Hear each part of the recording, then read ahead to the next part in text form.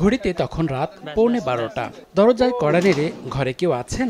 কিছু সময় পর ভেতর থেকে বলা হলো খুলছি।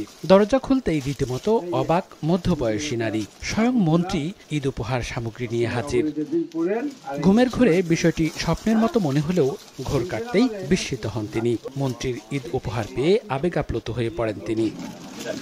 মঙ্গলবার রাতে ফরিদপুরের মধুখালী উপজেলার মেছরদিয়া এলাকায় প্রধানমন্ত্রীর ঈদ উপহার অসহায় ও ছিন্নমূল মানুষের বাড়ি বাড়ি গিয়ে পৌঁছে দেন মৎস্য ও প্রাণী সম্পদ মন্ত্রী মোহাম্মদ আব্দুর রহমান।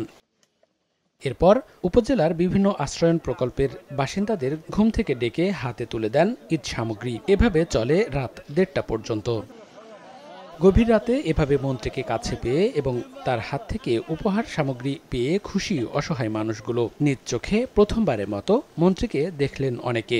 সামনে আমাদের মন্ত্রীর সাথে দেখা হয়েছে, আমাদের খুব আনন্দ লাগছে। 1, 2, 3 ঢাকায় জমি জিতে নিন 100% ক্যাশব্যাক সহ 20 কোটি টাকার পুরস্কার।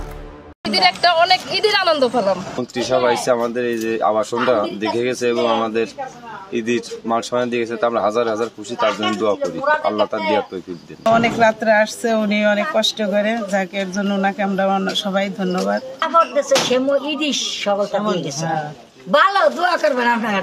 মৃত্যুর আগ পর্যন্ত এলাকার অসহায় মানুষের পাশে থেকে এভাবেই তাদের মুখে হাসি ফোটাতে চান মন্ত্রী। প্রকাশ করার ভাষা নাই। সত্যি আমার এত ভালো লাগছে, এত ভালো লাগে, এবং আমার একটাই প্রার্থনা উপরওয়ালার কাছে যে জীবনে যে কয়দিন বেঁচে আছি যেন এই মানুষের পাশে এইভাবেই থাকতে পারি এবং মানুষকে নিয়েই, তাদের ভালোবাসাকে জড়িয়েই যেন আমার এই বাকি জীবনটা কাটে।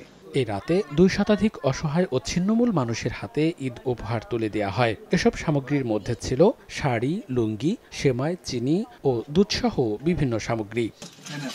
সময় সংবাদ, ফরিদপুর।